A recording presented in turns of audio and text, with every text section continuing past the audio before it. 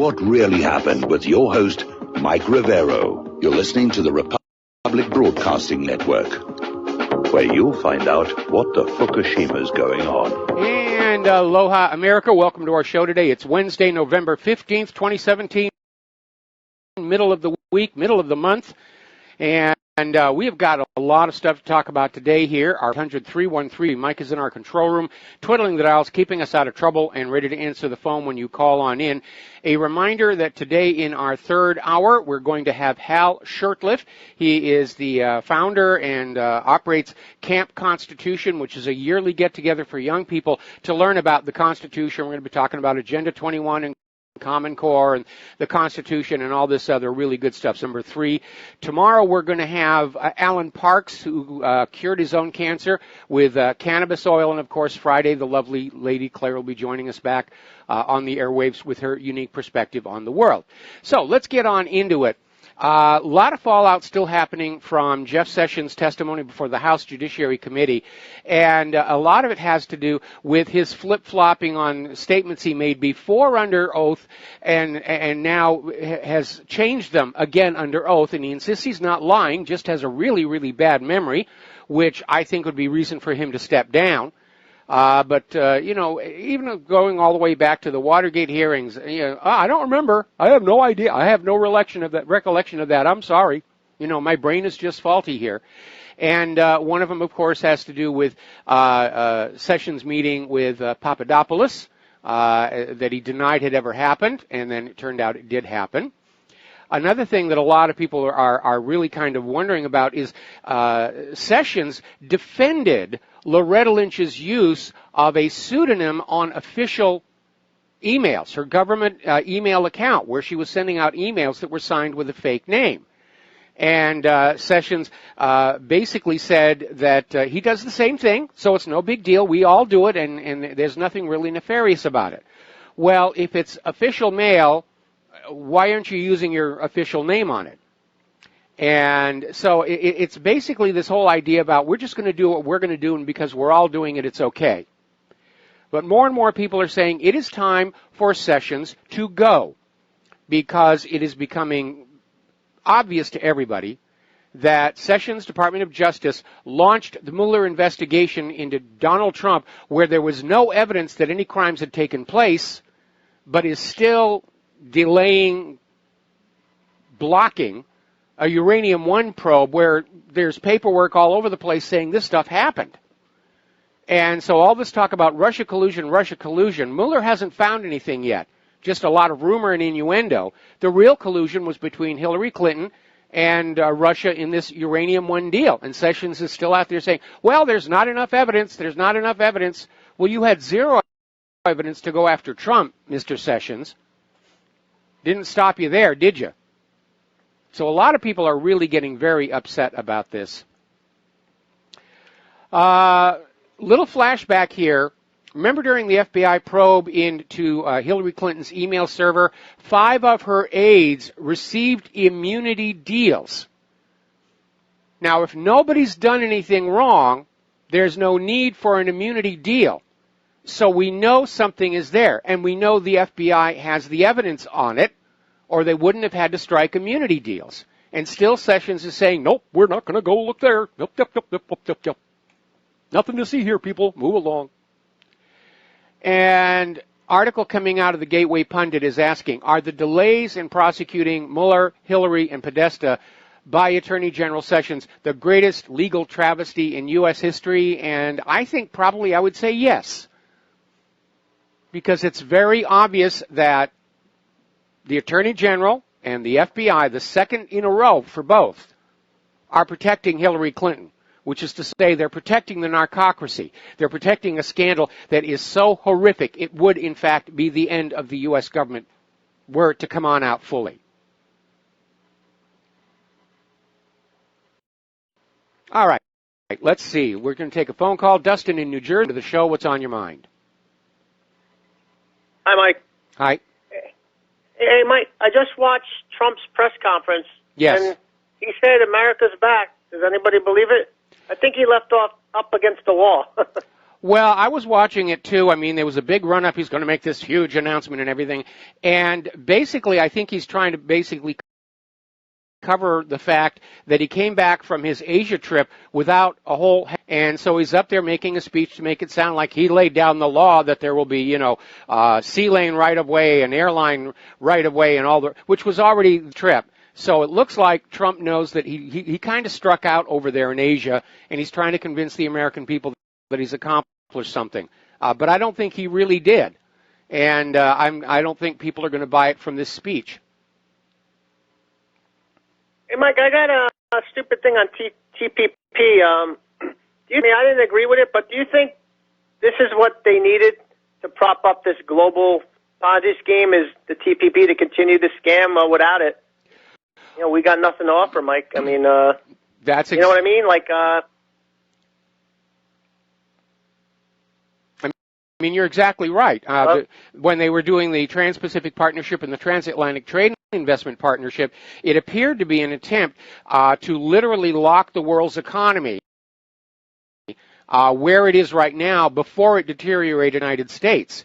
And now that Trump has pulled out of the TPP, the other nation trade agreement are going back in and they're re-engineering it to basically serve their own nation's best interest. And I'll tell you one thing I'm pretty sure is going to go is that demand that there be no labeling of GMO foods or even allow non-GMO to be. I think that one's going to go because many of those countries are already banning GMO or they mandate GMO labeling like Japan. So I think that's probably going to go.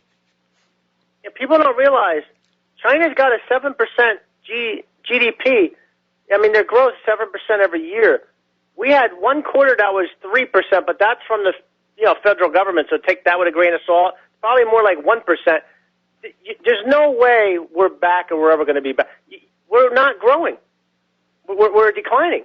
Yeah, we are. There's no question about it. We're not back. We're a long way away from being back. It took decades to take the United States as it was at its peak and bring it to where it is right now. And it's not going to go back overnight. It'll take decades to rebuild the United States to where it's great again. And personally, I don't think we're going to get there because I don't think this economy or this federal government are going to last much longer. And Mike, I just read Journal with that Gary Cohn, that's Trump's, his Treasury Secretary? Yes. Or his fund. He asked, they asked the question to the audience, how many, with the corporate tax rate, going from, 35 to 20, how many people are going to invest, and only 2 people or 3 out of the whole audience raised their hand. The corporate tax plan is not going to help the consumers, which is the middle class. We consume the most. It's going to help them, the people who wrote the tax plan. It's not bringing jobs back. No, it isn't. They're going to take the money and then rebuy their stocks. They're going to up the stock market, the scam stock market, by up buying their stocks back like they've been doing all along. So anybody who thinks this corporate tax plan is going to bring American jobs back has a screw loose, because trickle-down economics and all this other crap don't work. The only thing that's trickling down, Mike, is little breadcrumbs here and there from their French fancy bread they've been eating. I mean, how much more? I mean, I'm so aggravated.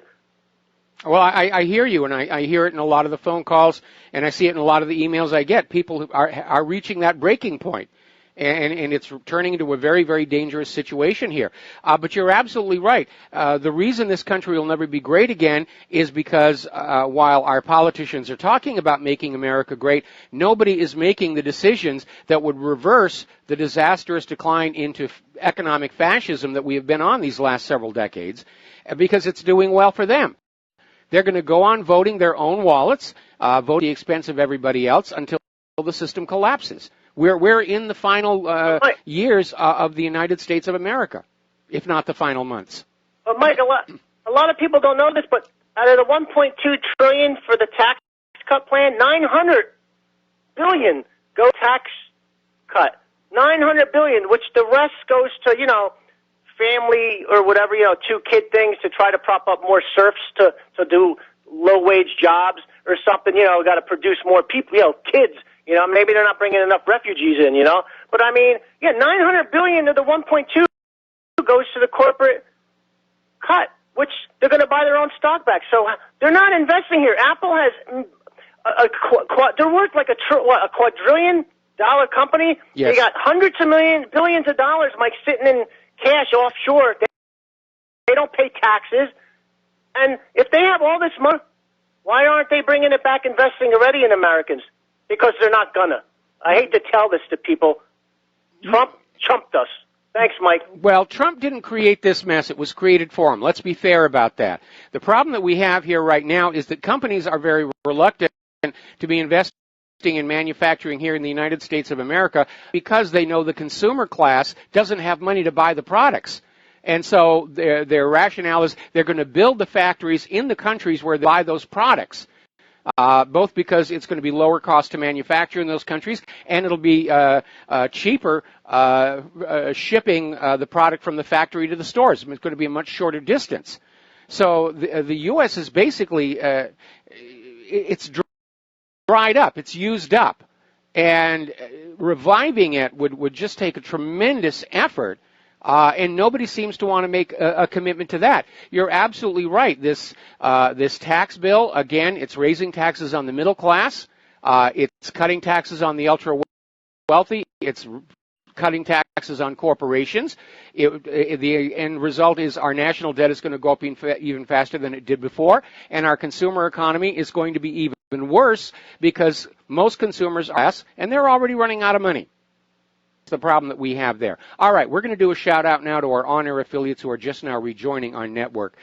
Everybody's like going crazy over this whole sexual accusation, and it has spun completely out of control, and decent people are having their lives ruined with groundless accusations.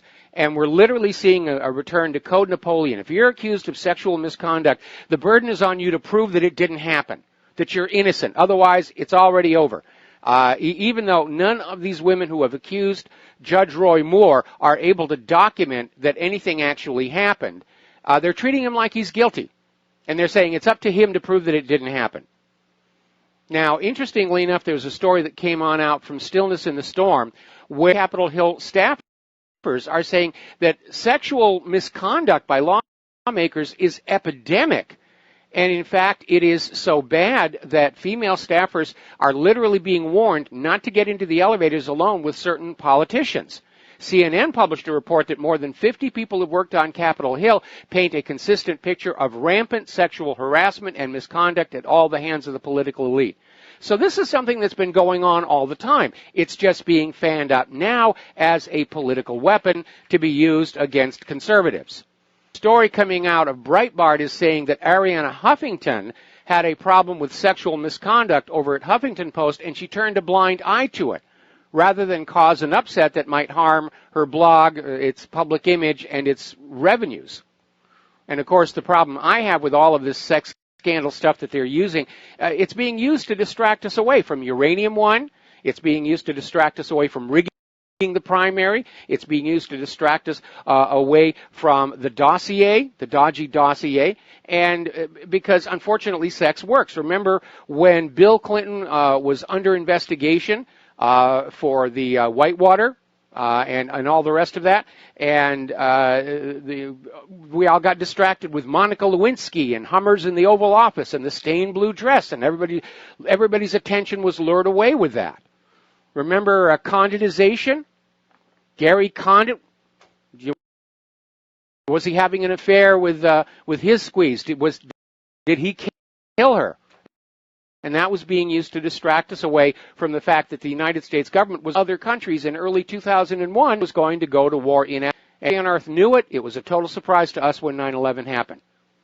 So unfortunately, along with attacking political enemies, I think all of this sexual allegation stuff is being used by the corporate media to try and distract us all from the real scandals. Your Uranium One scandal, the rigging of last year's primary and attempted rigging of the general election, and of course that bogus dossier and who paid for it, and whether certain figures within the Corp Act paid to promote this story.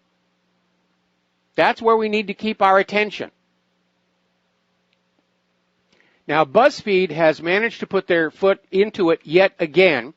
Basically, they discovered that there was a transfer of funds to Russian embassies here in the United States of America, accompanied by memos saying the funds were to finance the election campaign of 2016. And BuzzFeed went on out with this, and the corporate media picked it up. Here we've got the proof that Russia was interfering with our 2016 elections. The only problem is the Russian Duma election was also held last year. And Russia was sending money to the embassies to set up voting booths for Russian expatriates who are still citizens of Russia but live in this country so that they could vote in the Russian election. And that is how careless and reckless corporate media is in their desire to just demonize Russia and take us back to the heyday of McCarthyism, and there's a commie under everybody's bed. Story coming out of Russia today is talking about the issue. Were U.S. journalists paid to peddle Russiagate? And apparently Representative Devin Nunes, chairman of the House Intelligence Committee, has signed a subpoena to seize the financial records of Fusion GPS. And he wants to get those records all the way down to the final recipients of the money. And basically saying that the way they were handling the funds to pay for the dossier and possibly pay reporters to carry the stories amounts to money laundering. Now, as you know, we are coming up on the Winter Olympics early next year in South Korea. And a lot of people are very nervous about the tensions on the Korean Peninsula. It's a little too late, unfortunately, to change the venue. They've already built everything up. And it's there. But the big issue is, will Russia be allowed to participate in the Winter Olympics because of the doping scandals that supposedly erupted during the last Olympics? Now, of course, Russia is denying that there was any doping going on, and now they're suggesting that this whole doping scandal may have been orchestrated by the CIA in order to keep the Russian athletes out of the games. So the U.S. can go in and get the gold, so forth and so on here. All right, we're going to take a phone call here. Fran in Washington, aloha. Welcome to the show. What's on your mind? Aloha, nui nui, Michael. Hey, speaking of Russia, I can no longer download and install Yandex. Okay. I think I'm being censored. Well, I would imagine that probably as people try and abandon Facebook and Google and YouTube and the rest of it, that there are going to be efforts to try and block these new startup companies, these new browsers, so that people can't have an alternative. You're not allowed to have a choice. You will use Facebook with its censorship. You will use Google with its censorship. You will use YouTube with its censorship. Okay, and that may be what's going on. Now, after the show, I'll try and see if I can download it myself. It may just be a local block in your area, but we're seeing more and more overt attempts to basically censor what the American people are able to see and get, and to basically block us from having any alternative means of getting out into the world and seeing what's going on. Precisely. Anyway, I thought maybe your readers and listeners would like to know that. Okay, well, like I said, after the show, I'll do a verification on that, and we'll come back tomorrow and report on whether we're able to do that. But at this point, I feel like they've pushed the panic button there in Washington, D.C., and in the corporate media offices, because the fake news thing isn't working out. The forcing Russia Today to register as a foreign agent under this 1938 law has not harmed their reputation any. And I think we're already past the watershed moment where no matter what the government does, it just makes it look worse in the eyes of the American people in terms of dictatorial control of the flow of information. And so, again, in the age of the Internet, government lies don't last. All right, thanks a lot, Fran. We'll let you go. And aloha, America. Welcome back to the show. Now, over in Russia, Sergei Lavrov is basically saying that governments are using Russia hysterics to distract voters from their own domestic problems. Yeah, that's exactly what's going on. Anything doesn't work out, it's all Russia's fault. We've been seeing that with Theresa May. She's becoming very unpopular. There's even talk that her coalition government may fall apart. And what is she out there doing? Oh, it's Russia. Russia is sowing discord. Anybody who doesn't love me and my government, they're obviously a Russian stooge. And I mean, it's getting to the point of abject silliness. Russia's to blame for everything. Oh my goodness, we had horrible rain all over the place last night. It must have been Russia. It's got to be Russia.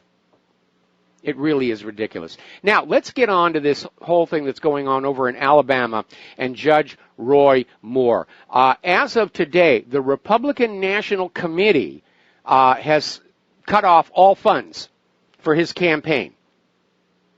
And a lot of people are saying, what are you guys doing? You're basically handing Alabama that Senate seat to a Democrat. And why are you doing that?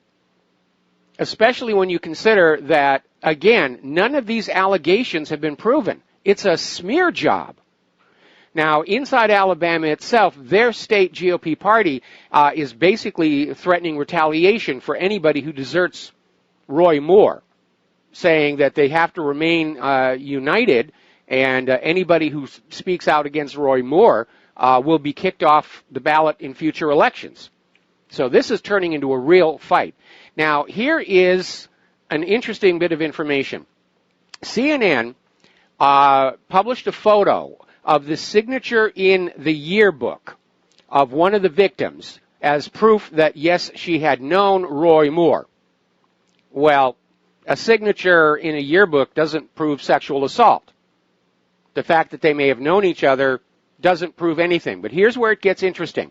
The inscription in the yearbook says, "To a sweeter, more beautiful girl I could not say, Merry Christmas, love, Roy Moore, DA, 122277 Old Hickory House." Okay? Here's the interesting thing. Everything up to the first name Roy is written in black ink. You can see it in the CNN photo. Everything after that, Moore, DA, 122277 Old Hickory House, is written in blue ink. So what it looks like happened is somebody found an inscription in the yearbook signed by somebody named Roy, and they added Moore to it, not realizing they were writing in a different colored pen. And that makes it very obvious the whole thing is a fraud. Because let's face it, when you're writing, you know, in a book, you don't change pens halfway through. I mean, there's no indication the black pen was running out of ink. So it's a setup. And it gets even worse than that. Story that's coming out of San Diego Union Tribune. Apparently, a pastor in Alabama reported that he received a robocall from someone claiming to be a Washington Post reporter offering up to $7,000 to make damaging remarks about the Republican candidate. This is a report coming out of Mobile, Alabama TV station WKRG. And the message was left on the voicemail of this pastor from Creola, Alabama. And the TV station ran the audio of the robocall. And the message went along like this. "Hi, this is Bernie Bernstein. I'm a reporter from the Washington Post calling to find out if anyone at this address is a female between the ages of 54 to 57 years old, willing to make damaging remarks about candidate Roy Moore for a reward of between $5,000 and $7,000. We will not be fully investigating these claims. However, we will make a written report. I can be reached by email, blah, blah, blah, blah, blah, blah." And the email address left is at the Washington Post. So they're literally out there trying to harvest any women who will say bad things about Roy Moore. And they're offering bribes. I mean, it doesn't get more obvious than that. The National GOP is saying that they will ignore the election in Alabama if Moore wins. Why do they hate Moore so much? Why are they willing to literally give a Senate seat to a Democrat to get rid of this guy? Because he's not part of the narcocracy? He's another outsider? Maybe. We'll be right back. And aloha, America. Welcome back to our show. And during this break, I did succeed in our caller was having with it, but it's obviously available, and people can take advantage.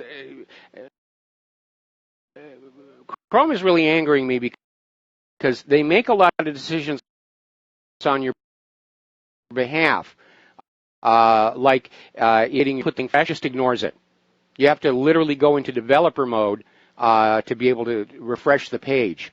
Firefox is big and clunky. They're coming out with a new one that's going to break most of the extensions. Isn't it kind of a sad commentary on the state of our computer hardware and software that they'll have something that works really well, but they have to update it, they have to improve it, they have to force us to buy new and better things at more money, and as a result, our technology has become very decadent. We'll talk about that more later in the show here. Getting on back to Roy Moore, Rush Limbaugh had an interesting comment about that. Rush's opinion is the attack on Roy Moore is coming from Mitch McConnell as a message to Steve Bannon. And that might be part of what's going on, but I think the ferocity with which they want to get Moore out, I can understand coming from the Democrats. They want that Senate seat. They want to take control of Congress so that they can impeach Donald Trump. But why so many Republicans are stepping on in, including John McCain, suggests that the problem is that Moore is not really one of the insiders. He's not part of the narcocracy. And they see having more of these non-narcocracy politicians as a growing threat, going along with a president who's not part of the narcocracy. We're going to take a phone call here. Francis in North Carolina. Aloha. Welcome to the show. What's on your mind? Francis, are you there? Hello, aloha, Michael. Aloha, aloha. To you both. Snack bar and everything. What can I tell you? Two quick things. One, as far as the Moore Roy Moore situation goes. Yes. It sounds like another little shenanigan type distract or whatever from who knows what's going on. Right, mixed with everything else has been used as a distract information, whatever have you, blah, blah, blah, one hand distracts from another scenario. But that's not the main thing I was calling about. I've got a big bone to pick. Okay. I am so perturbed, it's not even silly. One, since the so-called EPA is so efficient, so effective, and so far part of the federal government's entourage and so forth, they really need to get in touch with and reprogram what type of fuel is being used in the aircraft that are flying in the skies. In case you're wondering why I say that, is because I don't care how many feet in distance in the atmosphere the aircraft is flying and so forth ad nauseum, but they really need to check the formula for the fuel that they're using, that they're creating these obscene, disgusting contrails, as they're called, that are like going from a simple streak in the air to a blurred. Well, put it this way: take a piece of charcoal, you put it on a piece of paper, and take your finger and rub over the charcoal, and it just creates a blurred streak in the process. Okay, well let me cut in on here right now, because it's a misconception that the contrails are coming out of the engine from the fuel. The fuel used in modern jet aircraft is JP1 kerosene, which is used for safety because it will not explode. It has to be properly mixed with air before it'll burn at all, and it's actually very safe fuel. But what it does produce in its exhaust is a large amount of water vapor. And when the air outside the aircraft is very cold, that water vapor will immediately condense to form clouds. When you're seeing a contrail, you're just seeing a long, skinny cloud. It's exactly the same stuff. It's water vapor. Well, you can say it's a long, skinny cloud, but believe me, sometime after that, it becomes so distorted it's not even silly. And it's like, it really gets really gross and disgusting. That's the reason why I said, regardless of what type of specialized kerosene it is, they need to recheck the formulation of that thing, because it is just nasty. Well, the problem is, anytime you're going to have a hot exhaust of an aircraft that's got any water vapor in it, it's going to produce contrails. And even back in the days of piston engine aircraft, which were burning gasoline, there was enough water vapor there where they would leave trails behind them. You're not going to get away from it when you're flying at that altitude. When you're flying at a lower altitude, jet planes don't leave those kind of... you never see those contrails, at the airport itself. It's only when they achieve that high altitude. And again, it's just water vapor. So thank you very much for the phone call. We're going to let you go here and get on back to the war zones. There's a lot of stuff going on around the world.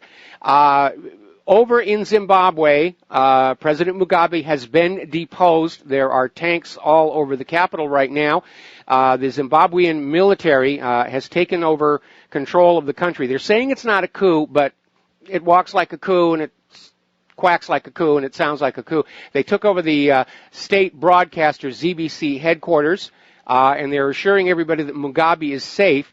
But what they have done is they took the vice president, Emerson Mnangagwa, that was fired by Mugabe, and they've made him the interim president. And so, yeah, it is a coup d'etat. And Europe and the U.S. are already sending envoys to make deals, with the new government of Zimbabwe, because there's a lot of stuff there people want. Zimbabwe has coal, chromium ore, asbestos, gold, nickel, copper, iron, vanadium, lithium, tin, and the platinum group metals. The main products that Zimbabwe exports includes precious stones, precious metals, tobacco, and these various mineral ores. So there's a rich treasure there for whoever can get on in and make a deal with the new government. But yeah, it is a coup d'etat.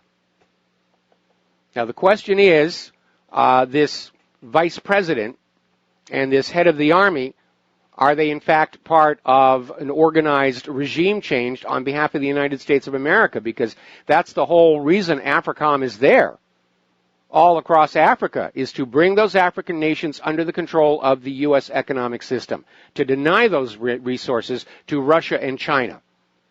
That's why Africa is going to be a big, ugly battleground in this coming war.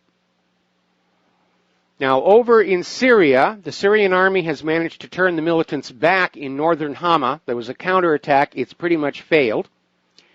And part of that may have been the result. 6 Russian long-range bombers, those Tu-22s, and they're actually very pretty aircraft. I know they're there to do bad things, but they're actually very pretty aircraft.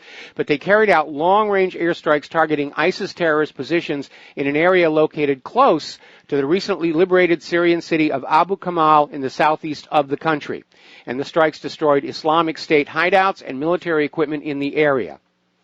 And the bombers took off from an airfield in Russia and flew over Iran and Iraq to carry out the strikes. So those planes have got legs here. Now, Syrian representative at the UN, Bashar Jafari, while speaking to the General Assembly in New York, stated that Saudi Arabia and its allies have collapsed in Syria due to the heroism and steadfastness of the Syrian nation. And Jafari also marked that the draft resolution, which was proposed by the United States, contained fabricated information and data about the current situation in Syria. Oh, my stars and garters. You mean the U.S. government's been caught lying again? It's amazing here. Now, interestingly enough, remember the Syrian Defense Force? Even though they were Kurdish, they called themselves the Syrian Democratic Forces, rather. And they had a spokesperson, Talal Silo, who defected into territory in Syria held by the Turkish military, and basically made an announcement that the Syrian Democratic Forces will probably collapse within the next couple of months. Okay. Now, we're seeing a lot of talk coming out of Israel, demanding that Syria eject Iranian forces and Hezbollah. And Sergei Lavrov has pointed out that just like Russia, the Iranian Republican Guards, the Iranian forces, and Hezbollah are in Syria with the permission of the Syrian government, something the United States does not have. And Syria is saying it's time for the U.S. to get on out. The U.S. is saying they're going to stay. And Syria is correctly saying that the U.S. presence in Syria, military presence, without the permission of the Syrian government, constitutes an act of aggression. So Netanyahu is now out there saying Israel will act alone to force Iran out of Syria. So now it looks like Israel is going to attack Syria. Syria will counterattack. Israel will say, help, help, we're being attacked by Syria just because we bombed them. How dare they do this? And the U.S. will come in on the side of Israel because they still want to conquer Syria. They don't want to give up. They don't want to be seen as having lost that war.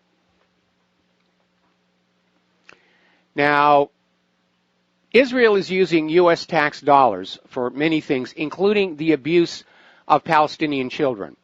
And children and teenagers are frequent victims of Israel's occupation of the Palestinian territories. They face physical abuse by Israeli military forces, and they're shuffled through this very unfair court system without access to legal counsel or even their families. And the United States has subsidized these abuses with billions of dollars in aid to Israel every year. Now there's a group of Democratic members of Congress who are saying it's gone on long enough. Representative Betty McCollum, Democrat of Minnesota, and 9 co-sponsors on Tuesday introduced legislation that would require the U.S. State Department to certify every year that American military aid is not being used to fund the systematic abuse of Palestinian children. Of course, you know that AIPAC's going to come on out and scream, oh, you're a bunch of anti-Semites and you hate the Jewish people. But the fact is that there are already restrictions on the U.S. aid going to Israel, such as it not be used to fund offensive wars against other countries. But Israel ignores those restrictions, and the U.S. government just turns a blind eye. So this bill may actually be passed, but it won't actually accomplish anything. Now, apparently a group of French and European elected officials had planned to travel to Palestine to show solidarity with the Palestinian people. And Israel's Interior Ministry announced Monday that it was going to bar entry to these 7 officials. And apparently both the EU and France are saying, yeah, okay, that's fine, we'll go along with that. Even though it is a major diplomatic faux pas. So, anyway, a Lebanese newspaper has published an undated letter from Saudi Foreign Minister Adel al-Jubeir to Crown Prince Mohammed bin Salman that puts forward a plan to normalize ties with Israel, despite the risks of a public backlash. Now, as you know, these Muslim countries in the Middle East have never officially recognized the state of Israel because they see it as having been built on land stolen from Palestine. And they have indicated many times in the past that they're willing to recognize the state of Israel as once Israel recognizes the right of Palestine to exist. But Israel doesn't want to do that. Israel wants to be recognized, doesn't want to return the favor. But apparently there's consideration by Crown Prince bin Salman to actually set up official ties with Israel, and there will be a backlash. But apparently Saudi Arabia has decided that teaming up with Israel produces a coalition strong enough to go after Iran, Syria, and Lebanon. Now, Iran is already lambasting Saudi Arabia for asking Israel to attack Lebanon. Iranian President Hassan Rouhani has lashed out at Saudi officials, saying that such moves are a shame for the Muslim world. And he basically came on out and said, what position do you think you Saudis are in? Why do you think you have a right to say a party should not be part of another country's government? Basically accused him of thinking that having a lot of money gives them a right to mess with other people's lives. Well, they probably got that idea from George Soros here. Meanwhile, over in Lebanon, the president, Michael Aoun, said that basically nothing justifies the non-return of Prime Minister Hariri. He's been gone for 12 days, and therefore they're considering him a captive of the Saudi government. Now remember Qatar? They kind of got lost in the shuffle there, and all of a sudden Qatar was friends with everybody, and then all of a sudden there was this planted news story. It turned out to be a hoax, but it angered all these other countries, and they basically cut off Qatar and said, you're on your own. Well, so many months further on down here, the Emir Sheikh Tamim bin Hamad Al Thani, in a speech to Qatar's upper house of parliament, said, you know, we're actually a lot better off without these former allies that turned against us. So that actually worked out very well to break free from all of that here. Now, over in Yemen, as you know, the Saudis basically imposed a complete blockade, air and sea, and the world shouted their condemnation over the humanitarian crisis that's going on in Yemen. So Saudi Arabia announced that they were going to remove the blockade of the port of Aden. Unfortunately, reports are coming out from the people who actually work at the port saying that ships are still not coming in. They're still being intercepted and interfered with somewhere along the way. And the aid is not getting in, and the starvation and famine and cholera are still going on inside Yemen.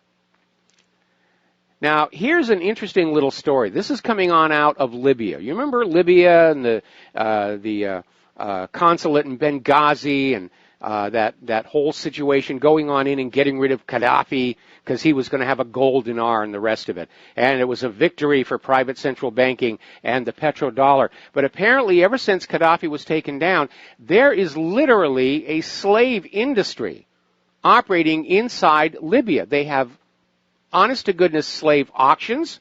They're operating in warehouses in various cities. And apparently some human beings are being sold for as little as $400 in supposedly U.S.-liberated Libya. CNN actually got on in there and filmed a live auction in progress. So where is Hillary Clinton, the champion that cares about people? Because her actions in Libya created this climate where this rebirth of human slavery could take place. We'll be back after these few words.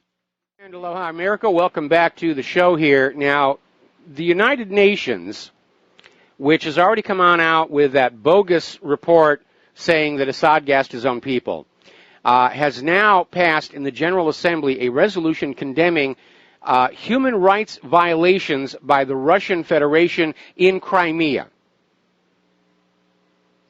And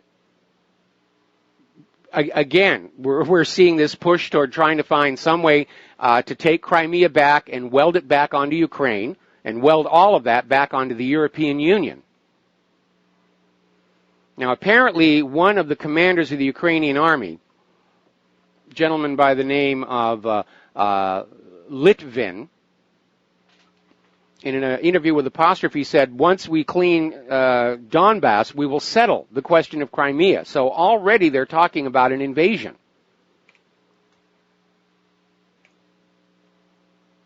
Now, according to Novorossiya, they're saying Ukrainian forces are already violating the ceasefire on numerous fronts in the Donbass. So it looks like that, along with everywhere else, is heating up again toward a conflict. This thing gets going, it's going to spin out of control. It's already spinning out of control. Ukraine is getting ready to terminate all diplomatic relations with Russia. That's another warning sign as to what's going on over there.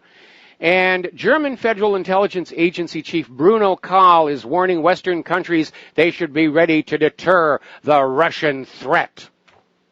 I'm sorry, who's got their weapons on whose country's border?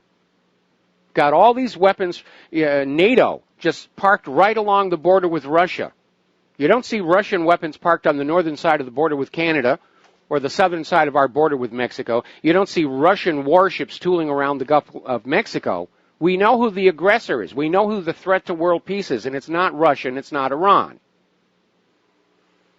But I guess they're trying to use the big lie technique. We're just going to say Russian threat, Russian threat, Russian threat until everybody says, oh, I guess it must be true. Too many people are saying it. Now, in response to the U.S. government citing a 1938 law to require Russia Today to register as a foreign agent, the Russian State Duma passed their own bill saying that all mass media outfits operating inside Russia but funded from abroad must register as foreign agents. A little tit for tat that's going on there. But again, this idea of registering as a foreign agent, why only Russia? Why not Israel?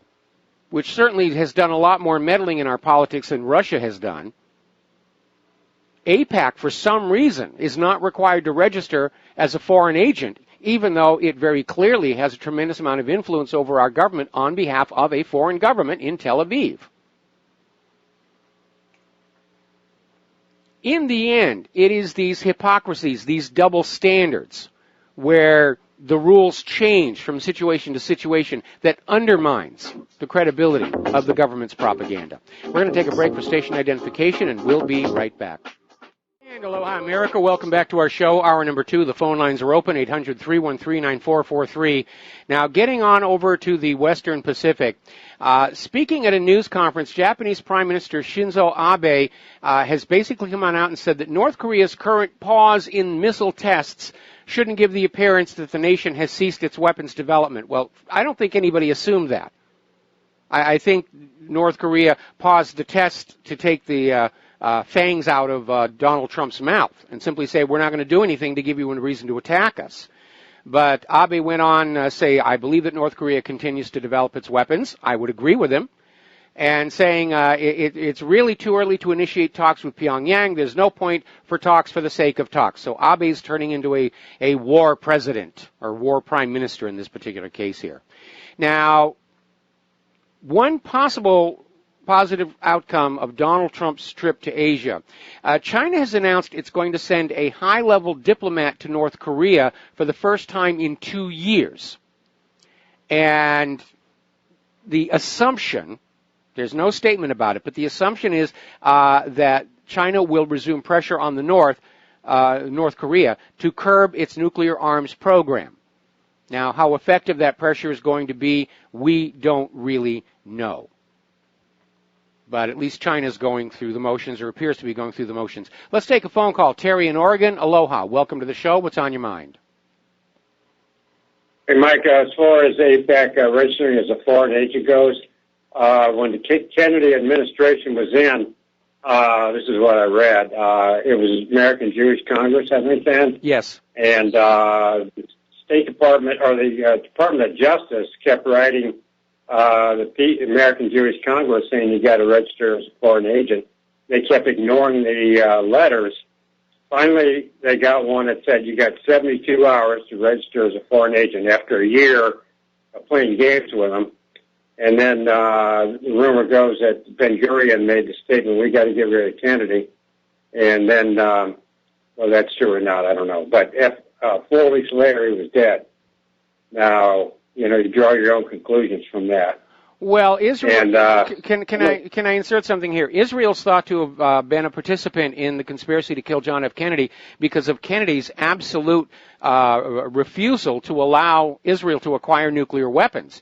Israel was trying to get nuclear weapons all the way back then. Kennedy said, if we allow Israel to get nuclear weapons, it will destabilize the Middle East tremendously. And so he did everything he could to prevent Israel from acquiring the materials, meaning the weapons-grade uranium, to make nuclear bombs. Then when Kennedy was dead and Johnson got on in, the restrictions were taken off, and while it wasn't made public, there was an easing of restrictions, and Israel started getting the materials, including the uranium for the bomb from what was called the Numex scandal, which was a Jewish-owned radioactive material reprocessing plant that had a significant amount of weapons-grade uranium go missing.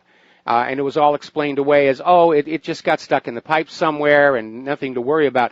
But the plant eventually closed, and it was basically presumed at that point by the intelligence agencies that they had been siphoning off weapons-grade material to smuggle into Israel. yeah, and, you know, American Jewish Congress, you know, I picked up a publication from them saying, it was an old one, and I was just reading it the other day, and it said how opposed they were to South Africa's apartheid. And really, that's pretty minor compared to what goes on in Israel today.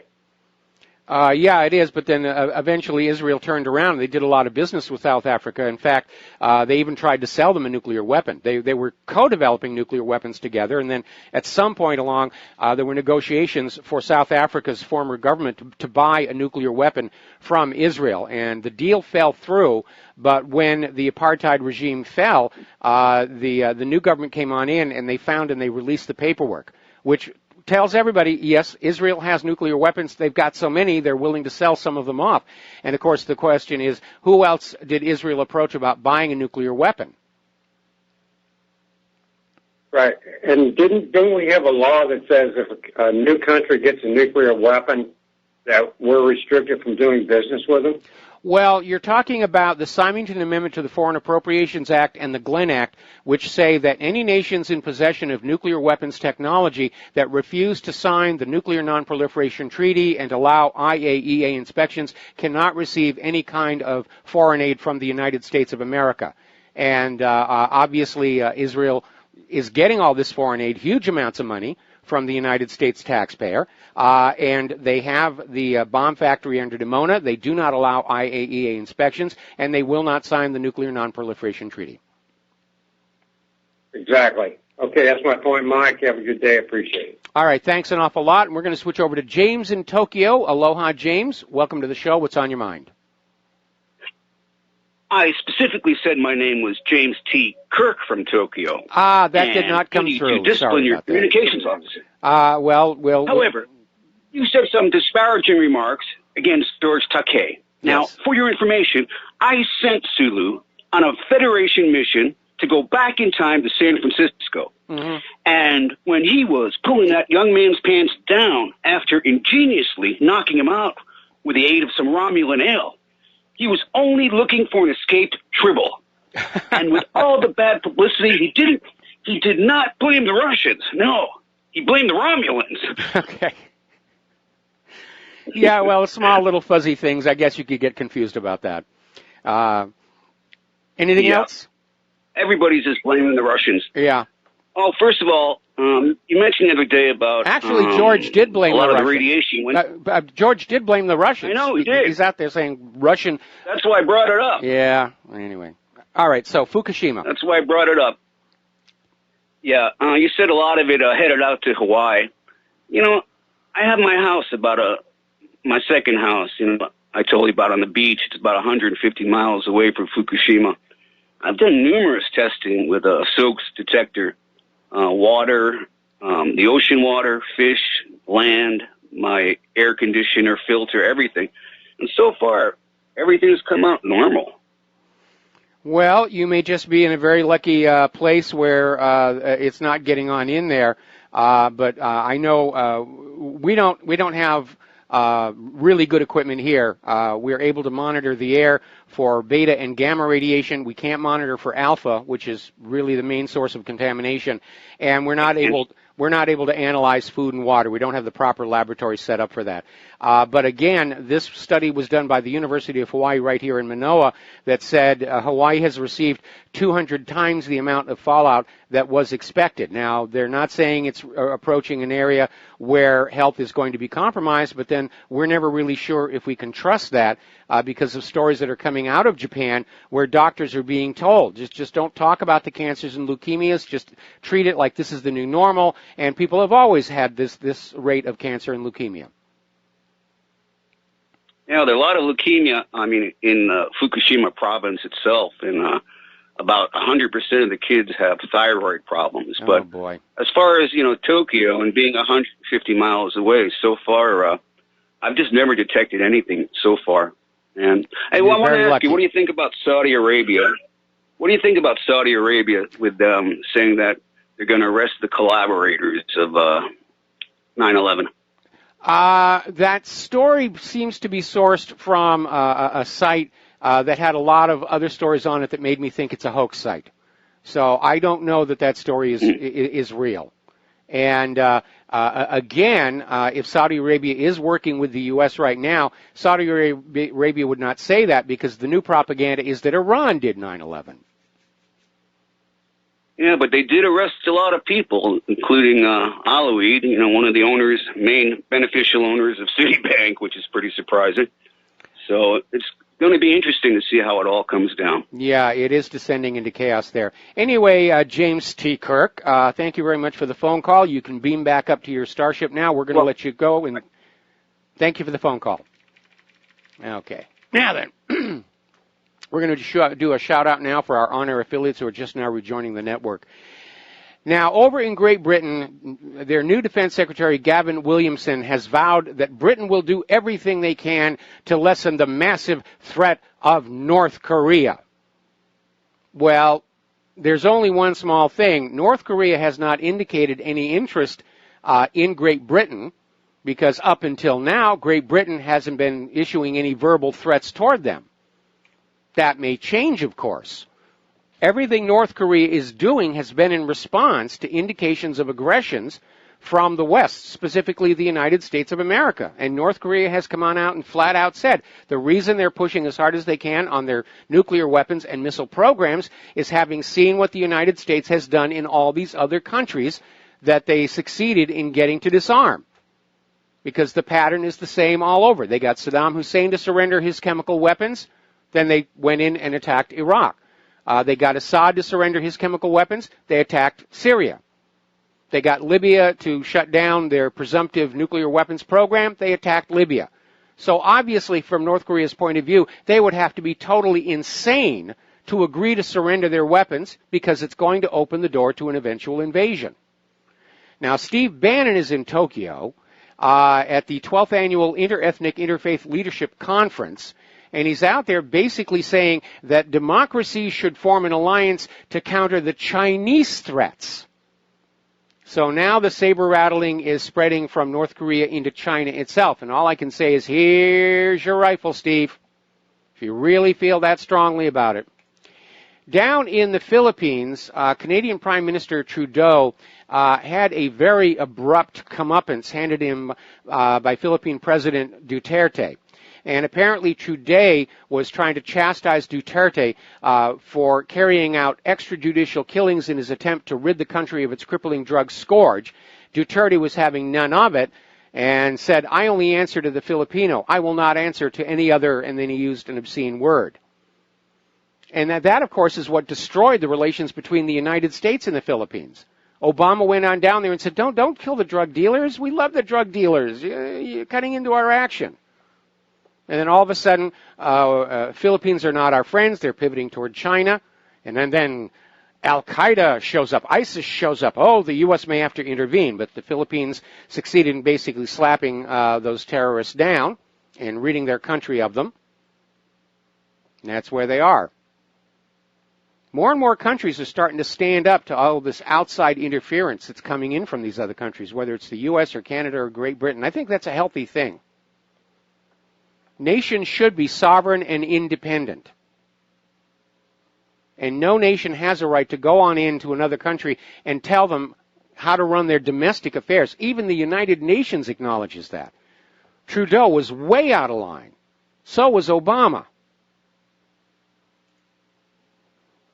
And has it ever troubled Canadians or Americans to see that there's so much wrong with our countries, and yet our leaders are constantly gallivanting around the globe, sticking their noses into everybody else's business? If you're really that good, if your suggestions are that good, come on home and fix these countries. Trudeau should focus on what Canada needs. Trump should focus on what America needs. And stop sticking their noses into other countries' business. Well, the House finally passed a $700 billion military spending bill. And they had a few differences with the Senate, but apparently they've worked them all out. They've budgeted $634 billion for core operations and $66 billion in overseas contingency operations. $700 billion. Huge amounts of money, vast sums going into the war machine. Eisenhower tried to warn us. Now, as you know, Trump went on TV this morning to give a little speech to make it sound like he'd accomplished all kinds of really wonderful things in his Asian trip. But it sounds like he didn't really get what he wanted, and he's trying to convince the American people it was worth the time and travel and everything anyway. But there's an article over in the Real News basically saying that it looks like Trump's trade war with China has fizzled, despite all of his posturing. According to Jeffrey Wasserstrom, President Donald Trump's maiden trip to China was mostly just symbolic. And I'm in agreement with that. Now, do you remember back in 2008, the subprime mortgages led to the blowup of the mortgage-backed security fraud and a complete meltdown? Well, it's getting ready to happen again. And this time it's with subprime auto loans. Wall Street did not learn any lessons from the 2008 meltdown because they did not have to pay for it. You, the American taxpayer, did. So they're going right back to their games of we're going to bundle, we're going to subprime, we're going to make a lot of money right now, and when it all blows up, the government will make the American people cover the losses. That's the hallmark of economic fascism. Right now, of the $1.2 trillion in auto loans outstanding, 24%, almost one quarter, were granted to borrowers with a subprime credit score, which means below 620. Of all auto loans outstanding, 2.4% are 90-plus days seriously delinquent. This is up from the prior quarter. But the delinquencies, understandably, are concentrated in the subprime segment. Now, the subprime auto lending has attracted specialty lenders such as Santander Consumer USA. They feel they can handle the risks, and they offload some of the risk to investors through subprime auto loan-backed securities. They're bundling again. And, of course, they're charging extraordinarily high interest rates to grant loans to these people. It's vulture capitalism at its best. Now, Senator Warren and small business owners are out there looking at the new GOP tax plan and saying, stop pretending this new tax plan helps small business. It doesn't. It's a giveaway to the big corporations and the ultra-wealthy, and it's a tax increase on the middle class. And most small businesses are run by middle-class taxpayers.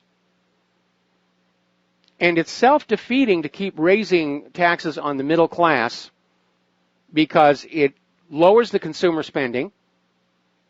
And even worse, you need to understand that small businesses account for the majority of new job creation in this country. And as small businesses collapse left and right, that worsens the unemployment situation.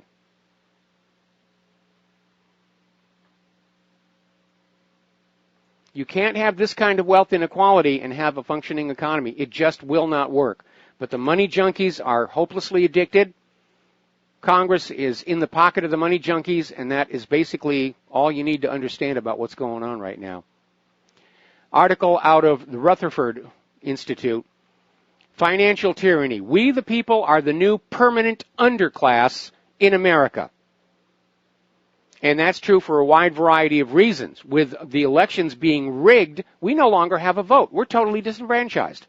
The only thing the government wants from us is money and new soldiers. And that's it. Other than that, they don't care.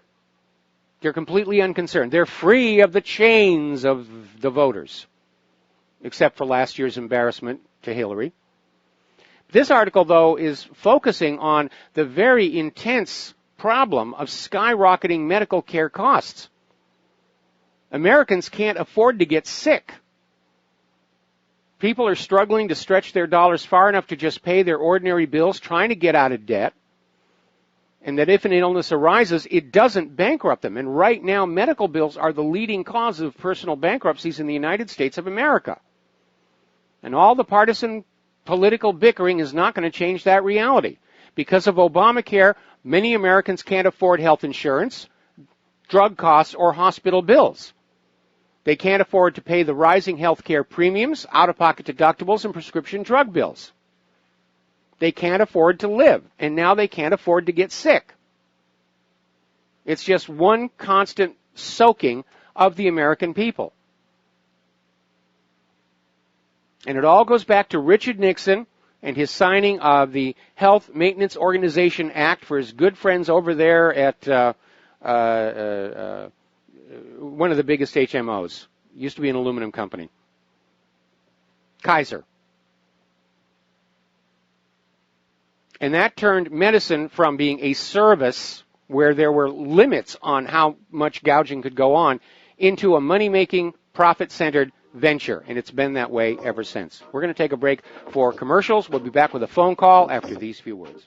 And aloha, America. Welcome back to the show here. And before we take this next phone call, one final comment about healthcare costs in this country. The current version of the GOP tax plan does remove the mandate forcing people to buy Obamacare-compliant health insurance policies, which are very expensive, constantly going up by double digits every year. They have sky-high deductibles. It's caused all kinds of problems for all kinds of people. And their rationale for doing that is that if people are allowed to buy less expensive health insurance, they're going to have more money that will free up revenue to be taxed in other ways. So we're now seeing a tug of war for the money between the health insurance industry and its political supporters and other politicians who are saying, well, we need to grab that money back so it can go someplace else. More bombs, bullets, and butter. No doubt. All right, let's take a phone call here, and that's Tom in Indiana. Aloha. Welcome to the show. What's on your mind? Aloha, Mike. You just missed a press conference with the attorney for Roy Moore, and you said the other day that that was a fake, that whole thing in the yearbook was a fake. Yes. Well, the attorney shot big holes in that thing. He said that back when this was supposed to have been written, Roy Moore, it says Roy Moore on the, I'm looking at the yearbook, it has a DA after his signature. He said during that time that he wasn't the DA, he was the assistant DA, and he never signed that way, but he had somebody that worked for him, Schultz, that used to put his initials after his name, on a legal form. Now, he said the lady that presented this never saw him except after that first time, and he presided on her divorce 9 years ago. And on the divorce decree, he signed his name that way, and his secretary put the DA after it. Now, at the press conference, he said that his legal team never had a copy, or had not a copy, but never got to see the actual yearbook to validate how old the ink was. And he says everything they've ever seen was on the Internet. And he said, if you look at it real close, the 77s that are on there twice aren't the same.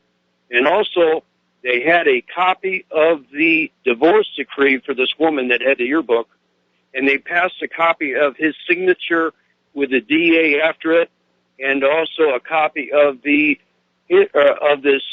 yearbook to all the reporters there. And it just, to me, it shot holes in the whole argument as far as fabricated evidence, and also the put the onus on the attorney that was representing this lady. Yes, Gloria. Now, to actually be able to have custody of this yearbook so they can have the handwriting expert how old the ink was on this. But to me, it really made a good point. And I'm watching these people that are talking on TV, and they said, oh, that's not enough. That's not enough. This is not enough. Now, I think on that particular case it was. Now, what really bothers me is I'm a couple months younger than Roy, and I got out of Vietnam in about the same time. And 7 years after I got out of Vietnam, there's no way in hell that I'd want to go out with a 16-year-old girl. I'm going to just tell you that, because I think that's terrible. Well, let me cut on in here because we're almost out of time to the next commercial break here. For me, again, CNN's picture of that signature in the yearbook shows that everything up to the name Roy was written in black ink, and everything after that, starting with Moore, was written in blue ink. So it looks like somebody found a signature in the yearbook that said Roy, and then they added the rest of it to make it look like it was Roy Moore. And to me, yeah, it's completely blown up. And Gloria Allred, of course, she presents herself as a champion for feminism, and she's had a lot of high-profile cases throughout her career. But there have been some allegations of shenanigans in some of the cases she's worked on before. And I did, in fact, see the press conference it was on during the commercial break. But absolutely, as far as I'm concerned, this is a classic Democratic smear job against Moore, and I'm glad he's fighting back. And we've got to support him, just because it is an injustice. We'll be back after these few words. And aloha, America. Welcome back to our show here. Now, getting into the economic news, Venezuela has signed that $3.2 billion debt restructuring deal with Russia. And basically, this is going to help Venezuela deal with their current outstanding obligations, at least some of which are technically in a state of default, but Venezuela can now call up and say, we got your money. And the details of the restructuring agreement are kind of scarce, but both sides reported that the deal spreads payments out over 10 years with minimal cash service required over the next 6 years. In other words, Russia is giving Venezuela breathing room to try and pull their country and economy back together. So that was a very good thing for Russia to do.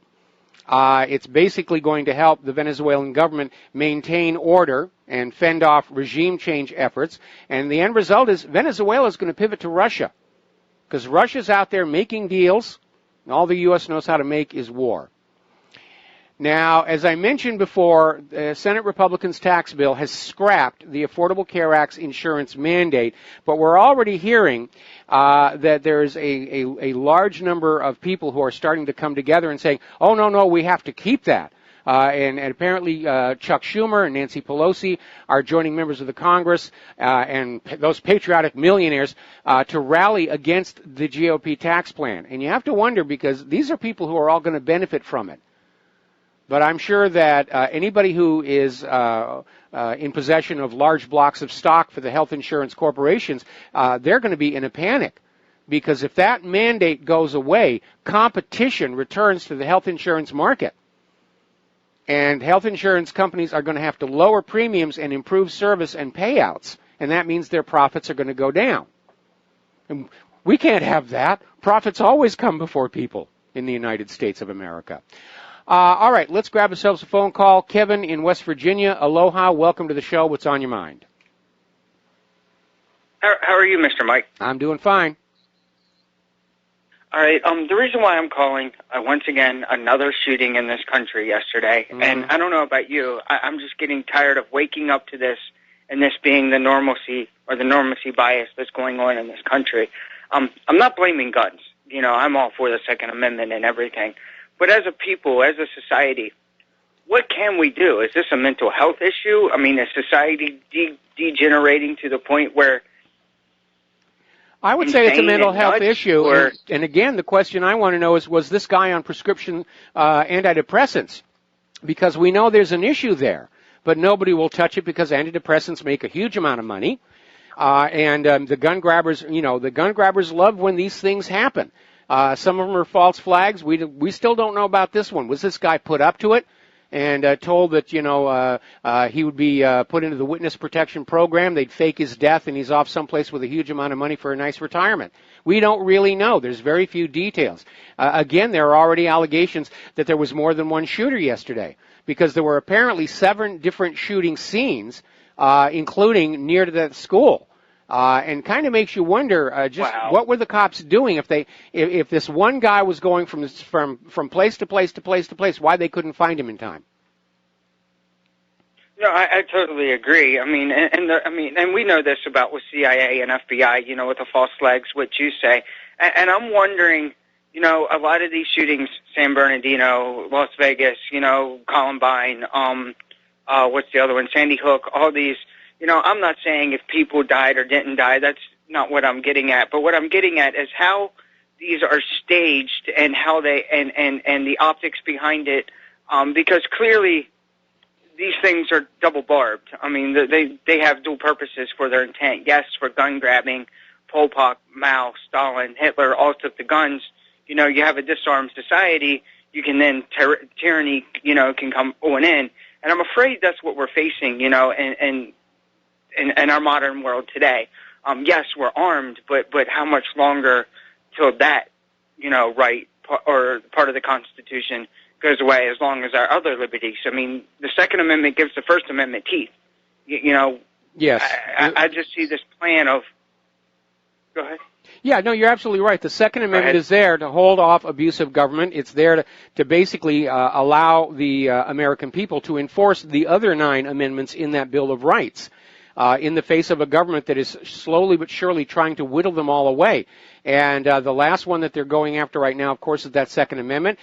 They've already made a lot of encroachments into it. And the idea, of course, is to shift the military advantage to the U.S. government forces and away from the American people, even though the intention of the Second Amendment was that the American people be armed equally with the government to discourage the government from mischief. Absolutely, absolutely. I mean, that's a big debate we have in my politics class, is about the Second Amendment and the Fourth. I'm a very liberal professor, at Hagerstown Community College in Hagerstown, Maryland. I love it. It's fun. It's interesting. I just wish I wasn't subject to the liberal points of view to things. And, listening to your show at Hagerstown Community College, this morning, I was asked to turn it off, listening to yesterday's broadcast because, quote, unquote, it could be offensive and hateful, is what I was told. Well, I imagine that anybody who doesn't agree with me is going to scream, I offend them, or I'm being hateful. But again, you cannot have freedom of speech and an offensive free environment at the same time. And anytime somebody says that, and you've got to turn it off because it might be offensive, you just say, that's censorship right there. Because if you're going to have freedom of speech... Well, I just turned it up louder. Oh, okay. Well, all right. But yeah, if you're going to have freedom of speech, there's going to be somebody who doesn't like what you're saying. I'm sure Hillary Clinton doesn't like a lot of what I've been saying for the last 24 years. And I'm sure she's very angry. And I don't care. Absolutely. I mean, and that's what I'm getting at. As American society, have we the people that called the resistance, if you will, resisting this tyranny, when are we going to stand up and start going to the streets? I'm not calling for violence. That's not what I'm getting at. But we need to start being more and more and more vocal. I don't want to see this thing get violent, but I have a feeling it's going to. I'm afraid I agree with you. I've been trying to find a peaceful way. I've been sort of following the Gandhi model, if you will. And to me, the indications are that left to itself, that the U.S. federal government is going to follow the Soviet Union into the dustbin of history. But I recognize the possibility that prior to collapse, the U.S. government may try and concoct a reason to declare war on the American people. They're already trying to get us into a civil war with all this Black Lives Matter and Antifa stuff. Absolutely. I mean, it's insane. I mean, it really is, I mean, as far as Hagerstown, Maryland goes, close to where I'm at, I'm right across the border from Maryland into West Virginia. But, they have these things called safe spaces. If somebody gets triggered, you can go and pop bubble wrap for a half an hour. It's like, what? What? I mean, what purpose a bunch does that of serve? wimps the following generation is. I'm sorry. I mean, that is just absolutely absurd. And, this seems to be the result of liberalism, that you're to be offended by everything, you're to be triggered by everything, you're to whine and cry and scream until the world turns out to be what you imagine it should be. And again, it's based on this idea that we're all born with blank minds and that we can re-engineer the human psyche by changing the environment around them. And it keeps coming up short because it's all based on an intellectual fraud. Absolutely. Well, that's all I have for you. Didn't want to waste any more of your time. I'll continue to listen to the show, and you have a great and wonderful day, and don't let things get too bizarre on you. All right. I'll try my best on that, and thank you very much for the phone call. We're going to let you go here. Now, HSBC Private Bank, which is a Swiss unit of the overall HSBC, has agreed to pay 300 million euros, that's about $350 million, to avoid going to trial in France for enabling tax fraud. And HSBC was accused of helping French clients to hide at least 1.67 billion euros from the tax authorities. And so they struck this deal under a new procedure that allows companies under suspicion to basically negotiate a fine to keep the case from going forward. And, of course, the deal does not include a guilty plea. Nobody from HSBC is going to go to jail. The people who hid that 1.67 billion euros get to keep it, and HSBC will raise fees on their ordinary customers to cover the cost of the 300 million euro and take part of it off their taxes. It's just another way of siphoning money off of ordinary people and giving it to the money junkies. Now, apparently, the number of people living on the German streets has jumped by a third in the last 2 years.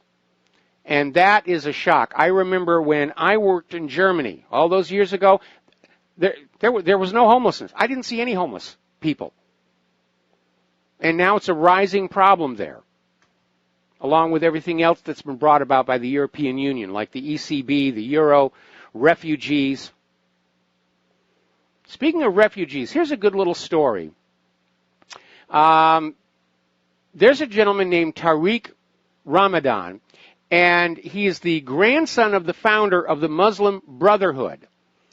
And he was banned from the U.S. by the Bush administration for his financial support of a charity that funded terrorist groups. But in January 2010, then Secretary of State Hillary Clinton overturned that ban and personally approved a visa for this guy. So he's come on into the country, and what was the result of that? Well, Tariq Ramadan is facing multiple accusations of rape and sexual assault of minors. Now, Hillary Clinton's visa for Tariq was seen as part of the new Obama administration policy of embracing more hardcore Islamists. Well, that worked out really good, didn't it, Hillary? You champion for women, you. Over in Poland, they had a massive nationalist rally in the capital, Warsaw, last Saturday. The Polish people for Poland, proud of their nation, proud of their country. And, of course, it drew immediate condemnation from all the globalists around the world. How dare you push nationalism? What's wrong with you? This is the era of the New World Order. There were about 60,000 people in the streets, and to their credit, the Polish government refused to criticize the march. In fact, they called it a beautiful sight. And it was one of the biggest nationalist gatherings in Europe in recent years. This effort to build a single global government has triggered a nationalist backlash all over Europe and even here in the United States of America. And they're trying to fight it back. They're trying to destroy the symbols of our history so we don't have anything to point to say we are a separate, sovereign, independent nation. No, no, no, no. You're just a cog in the New World Order. Just accept your place. Now, John McCain was giving a speech to newly commissioned officers at one of the academies. And along with taking a predictable swipe at Donald Trump, he basically, later in the speech, made the demand that these newly commissioned military officers should not put America first and should think about blending with other countries like Europe. Now, McCain said that as a statesman, and he's a long way from being a statesman, Putin's a statesman, McCain said that he concluded that the American example and American leadership are indispensable to securing a peaceful and prosperous future, and there could be no more isolationism, no more tired resignation, no more America first. Well, putting America first is probably the reason that these young men and women decide to sign up for the military in the first place. But apparently the message of patriotism and love for your country are attributes that John McCain has lost somewhere along the way from the days when he claimed he was a war hero. So he's out there pushing that globalist agenda. He's telling America's military, don't think about just the United States. You're a part of the new global empire here. Now, the Anti-Defamation League has awarded Air Force Lieutenant General Jay Silveria their award for actions in standing up to racial slurs, which were sprawled on several black cadets' dorm rooms at the Air Force Academy in Colorado Springs late last year. Huzzah, huzzah, he stood up to them, and they're going to give him a medal. What they didn't mention was that the hate crime was a hoax, and that one of the African-American cadet victims admitted he drew the racial slurs on his own dorm room and elsewhere. It was a hate crime hoax. But we're going to forget about that, and we're going to, heap all kinds of medals and stuff on this lieutenant general for standing up to hate, which didn't exist in the first place. Over in Sweden, and I'm not joking, this did not come from The Onion. Over in Sweden, they have declared milk to be a racist hate symbol. Represents white supremacy. What if it's chocolate milk? Just a thought. Just a thought. Another story here about political correctness. This one came on out of the Gateway Pundit. Dumb as a brick, and I got a nasty email from the Brick Coalition for this. Chelsea Clinton celebrates the new Sharia law Barbie doll. And Chelsea Clinton, who's supposed to be a feminist and the model of her mother, went to her Twitter account to celebrate the new Barbie that wears a hijab.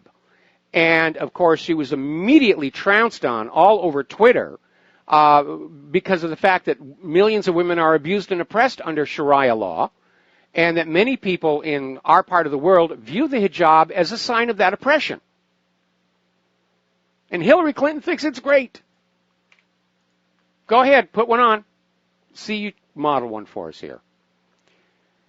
Now, Hungary's foreign ministry has summoned the U.S. envoy David Kostelanik over a plan for the U.S. government to fund rural media outlets in Hungary.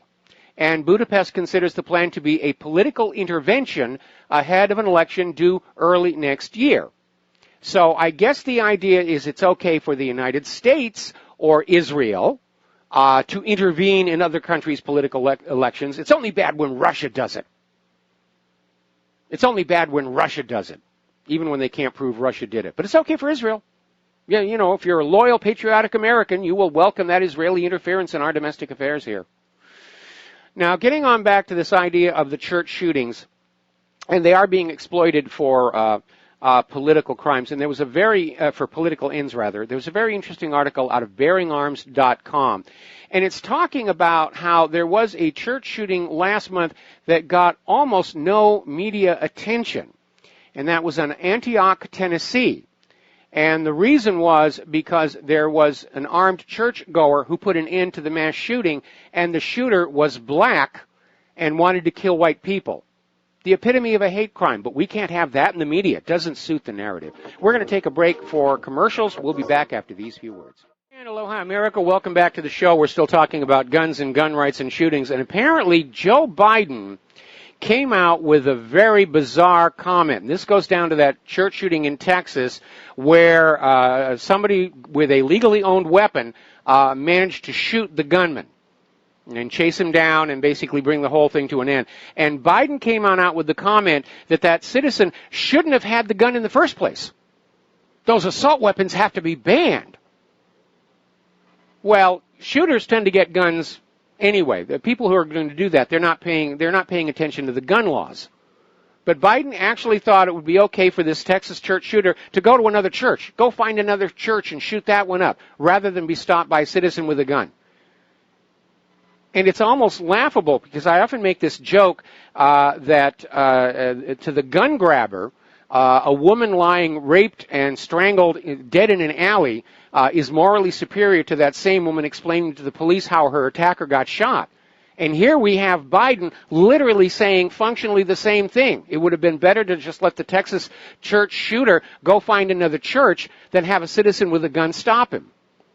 And don't forget, Biden was the guy who said that American citizens should only be allowed to buy shotguns for home defense, which is rather absurd because if a home invader is holding a loved one in front of them as a shield, you can't fire a shotgun. You're going to hit everybody, as opposed to having an AR-15 with a good scope on it where you can put a bullet right into the forehead of the perpetrator. I mean, Biden, to me, probably doesn't know that much about guns to begin with. He's just on board with the gun grab. They're all scared that the American people are getting ready to warm up the tar and pluck the chickens for all the feathers. Now, getting on to science and health issues here, and we're coming up on the top of the hour where our guest is going to be coming on here. Remember the Flint water crisis? Huge amounts of lead in the water, and everybody said, oh, it was terrible, and they're going to try and fix it and make it all better. And then it turned on out, there are problems all across the country with civic water systems that have been allowed to deteriorate to the point where there are dangerous levels of heavy metals in our tap water. And so right now, there's an article that came out of Russia today. Child lead poisoning rates are higher in Detroit and in New York City than Flint, Michigan. This problem has not gone away. They just don't want you to think about it because they can't do anything about it, or they don't want to do anything about it. They don't want to spend the money to revamp all the nation's water systems. And finally, as we head to the top of the hour here, apparently a technician who participated in harvesting organs from aborted babies provided by Planned Parenthood says her company encouraged workers to obtain as many high-value samples as possible with bonuses. They got bonuses for certain baby body parts. That's just sick. And now, of course, as you know, New York Times is saying that the web should censor any pro-life news because it's fake news. Pro-life is fake news now. We're going to be back after station identification. And aloha, America. Welcome back to our show, hour number 3. And joining us on the phone right now is Hal Shurtleff, and he is the founder of Camp Constitution. And Hal, thank you for spending time with us today. Well, thanks for having me on, Mike. I really appreciate the opportunity. Well, first of all, let's start with Camp Constitution. I just posted a link to your webpage from my webpage, and it looks like it's a great deal of fun and very educational. So tell us all about it. Well, I think it's a very unique, it's a summer camp program, because we're a lot more than just that. But the summer camp is a week-long camp. It's a family camp. We also have unaccompanied minors and adults who volunteer their services, their time and help, whatever. This next year's camp is going to be based in Western Massachusetts in the Berkshires, and we have quite a lineup of instructors, guest instructors, including Lord Monckton from Great Britain, the leader of the Brexit, one of the leaders of the Brexit movement, and a climate realist. Professor Willie Soon, who's become a really good friend of ours. He comes with his whole family. He's another great what we call a climate realist. And we're going to have Mrs. Chris Ann Hall from Florida, who's a constitutional scholar, travels around the country teaching people about the Constitution, adults as well as young people. And who else we have? Dr. Duke Pesta from Wisconsin. He's the English professor. He's an expert on exposing Common Core, among other things. Yes. And we have some of our own regular instructors, Reverend Stevie Kraft. I teach a class or two, and so we have a great time. We also do a lot of recreational opportunities and historical field trips. We're going to be taking a visit to the site of the Battle of Bennington. At our camp, we teach a lot about our nation's history, stuff that things that you're not going to get in your government-controlled schools. And so a typical day, we have 3 classes in the morning, 2 classes in the evening. Recreational opportunities during the afternoon. There's a beautiful lake there. We'll have some optional hikes out Mount Greylock and some historical things right around Greater Pittsfield. The last full day of camp, you see, it's not just about teaching people these wonderful principles of liberty and freedom, but also becoming patriot activists, because all the information in the world won't be any good if you don't put it to use. And so we'll take some of the campers out and we'll distribute these subversive things like copies of the U.S. Constitution and maybe topical things, in the communities. And it's really impressive when these adults see young people that really care about our country, handing them copies of the Constitution or things why we should repeal Obamacare or things of that nature we've done over the years. It really resonates well. And the young people, we teach them that they have a lot of influence if they just use it. Well, that's good that you're motivating them out there, and unfortunately, we're seeing more and more places, whether it's schools or near government buildings, where handing out the Constitution is now being treated like a subversive act.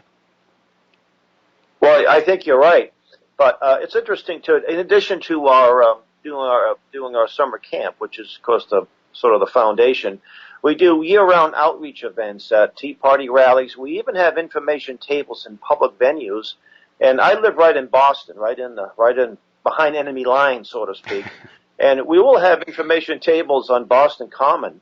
What we do is we offer them people a 10-question quiz on the Constitution, and we'll give them free, excuse me, free copies of the Constitution. And we have a great time, but we do learn one thing, that the vast majority of Americans, young, middle-aged, old, know next to nothing about their Constitution.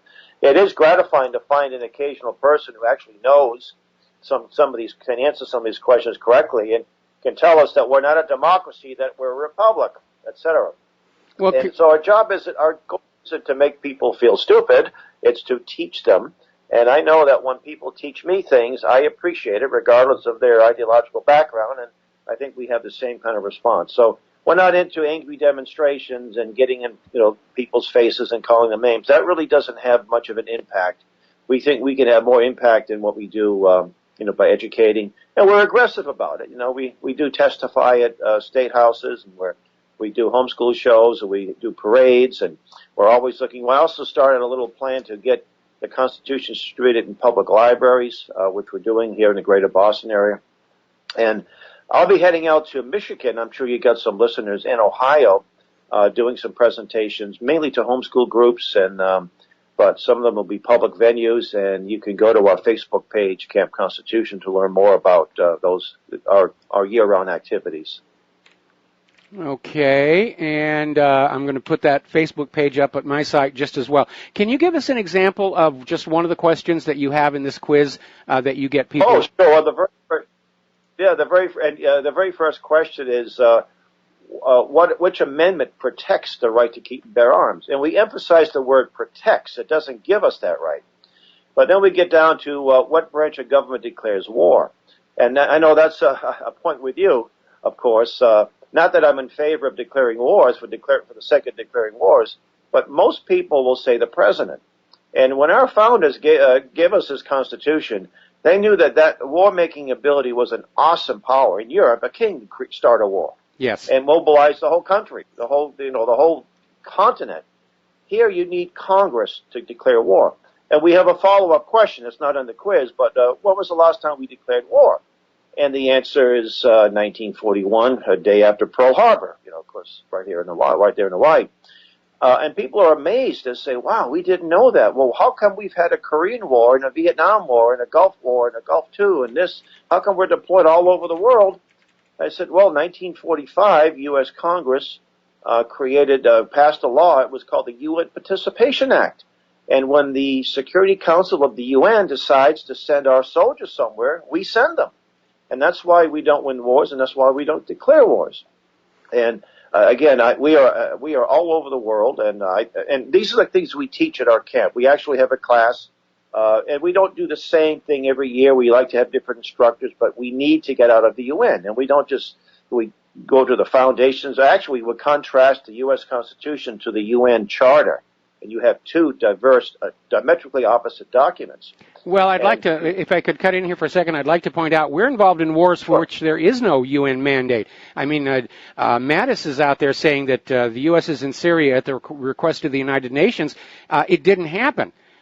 Because from the United Nations point of view, first of all, what's going on in Syria is a domestic affair, and the UN isn't supposed to get in there. It's actually it's in the UN Charter that they don't interfere in internal domestic politics, but there's been no Security Council resolution, and so even that idea of the UN participation, that's not there anymore. We really do live in a country where the war party says we're going to go to war, and everybody says, yeah, we're just going to go along with that, and the American taxpayers are being bled dry, paying for it all, and of course we've had so many of our young people come back from these war zones in wheelchairs, on crutches, or in very cheap metal boxes.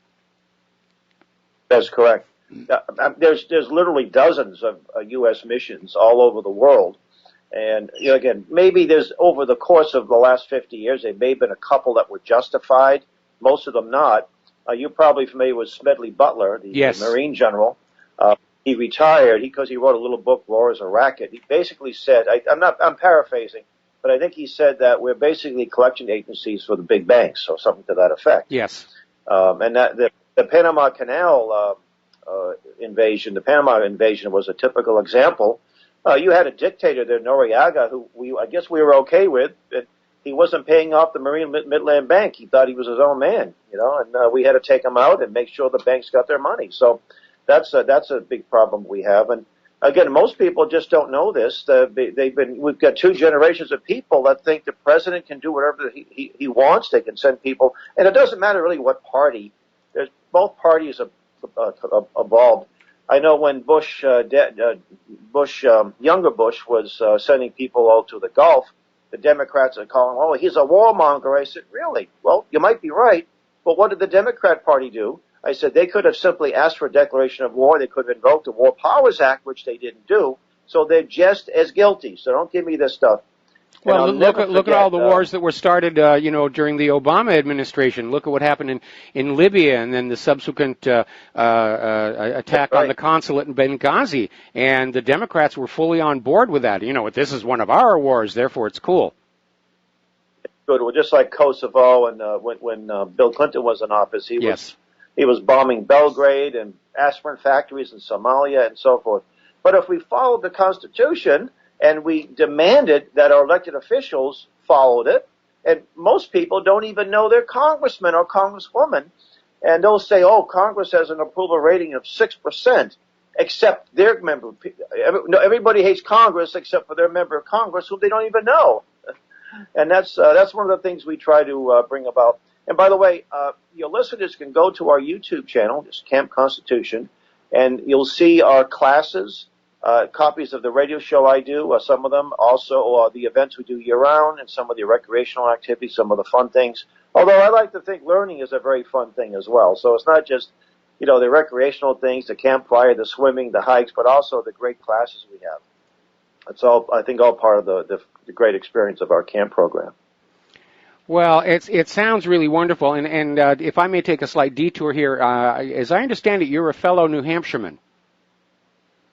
Actually, born and raised in Boston. Yes. My dad was from New Hampshire, so I do have roots in New Hampshire. In our camp, the first 9 years of our camp, we did it in the town of Rindge, New Hampshire. But next year it will be about an hour and a half to the west and south in Pittsfield, Massachusetts. But I'm very familiar with the state. I get up there a lot. I know a lot of the legislators up there, and I'm on talk radio up there on a somewhat regular basis too. Well, I was born in Boston, but I spent my childhood in New Hampshire, and I think back on it with a great deal of fondness. And, of course, I remember Boston very well, Boston Common, the Freedom Mile, and so forth and so on. But getting on back to our current events here, my view is that Constitution represents the original contract with America. And I will always tell people that, when you're taking out like a car loan or a cell phone thing, you look at the contract. You read the contract to see what's in there. Shouldn't you do the same thing with the contract between you and the government? And it is amazing how people just say, oh, well, no, it's very different because it's the government. No, it's no different. And my position is that if the government is not in compliance with that contract, if they're not fully in compliance with that Bill of Rights, then it's hard to see it as a legal, legitimate government in the first place. And I know a lot of people get very upset and say, oh, you're talking sedition and revolution. And I'm saying, no, I'm talking about enforcing the terms of the contract. And so people really do need to read that Constitution, and there are free copies available all over the place. It's at my website, and you should read it, and you should really understand it in order to understand just how far away from that original Constitution and the plan for this country our current government has drifted. And we're seeing these ongoing attacks on our Bill of Rights, and that even includes down to Common Core. I heard you mention that earlier, where Common Core is teaching a very, shall we say, mutated, watered-down version of the Bill of Rights to students. Now, we used to have a neighbor who lived next door who was allied with the company that was bringing Common Core to Hawaii, and she didn't know that I had the website or the radio show, and she was sharing some of the curriculum and showing us the very absurd things that are in Common Core. And even she was very upset. And I understand that after she moved away, she left the company because she was a former educator herself, and she just did not like what was going on. But Common Core is trying to raise a generation of young people who are oblivious to the guaranteed rights of the Bill of Rights and the Constitution, They're not teaching these kids to think. They're teaching obedience to authority, to simply believe as you're told to believe, or that you can be what you believe you are, like this trans racism now, where people are born white but they want to identify as black or Libyan or something, and it's just muddling up people's heads and basically disconnecting them from the real world, which is where they need to be operating. You're exactly right. One of the things that we offer is the Sam Blumenfeld archives. On our website, it's free. Sam Blumenfeld was a man who's passed away 2 years ago. He's a pioneer in the homeschool movement, or was, and he understood what was happening as far back as the early 60s. He was an editor for Grosset and Dunlop. He edited the Hardy Boy and Nancy Drew books. Oh, yeah. And a friend of him said, "Hey, Sam, would you be willing to be part of this reading literacy foundation?" He says, "Why?" He said, teaching people how to read is the easiest thing in the world. You learn the vowels, the short sounds, and then bingo, within a month, you're a good reader. He says, "Well, you got to read Rudolph Fleischer's book, 1956, Why Johnny Can't Read." So that book changed his life. So he was blowing the whistle on this years ago, and he thought that maybe people, once they realized that the system they've introduced in the government schools, the look-say method, isn't working, they'd realize it was a mistake and they'd revert back to the intensive phonics. But the more they was exposed, the more the educators stuck to that look-say. Then he concluded that he used the term deliberately dumbing down of America. So what we see isn't just naivete. We're looking at it deliberately dumbed down, and Common Core is sort of the nail on the coffin. So we encourage people. We have a lot of our campers and families are homeschoolers. We do strongly encourage look at that as an alternative. At the very least, do your best to get your children out of those government schools, because it doesn't look like they can be redeemed anytime soon. And the thing, as bad as they are now, and they're going to get worse. And it doesn't matter whether it's an affluent school in a suburb or inner city. They're really pretty rotten all around the country. Yeah, they absolutely are. And, you know, there was an interesting little sidebar here in Hawaii, because along with the state schools, where they're putting in the Common Core, there's also a private school system called the Kamehameha schools, which were funded out of the will of one of Hawaii's last queens. And the schools were set up specifically for children of native Hawaiians who were not at that time allowed to attend the state schools with the children of the sugar plantation owners and the missionaries and so forth. So the Queen set up this education system, and they're very good schools. They don't do Common Core, and they're in fact so good that non-Hawaiian families are trying to get their kids in there, and it resulted in this very bizarre lawsuit where there was a class action lawsuit that wanted to overturn the terms of the Queen's will and say that anybody can go to a Kamehameha school that wants to. And it kind of underscored the fact that the state-provided education is very inadequate in this country, or in this state rather. And a lot of that is deliberate, and it's not a new thing. I mean, a lot of this goes back to Andrew Carnegie, whose educational foundation that he set up basically took the position that ordinary working people should not receive any more education than it took to do their jobs, fill out the paperwork, cash their checks, and go to the banks. And that was it. Anything more than that would just confuse them and trouble them. It's a lot like the plantation thinking during the antebellum South, where the slaves were not allowed to read and write or have any kind of knowledge, because it would just trouble their simple little minds, and they don't need to worry about that. And now we're seeing that same kind of plantation thinking applied to the middle and lower classes of the American public right now.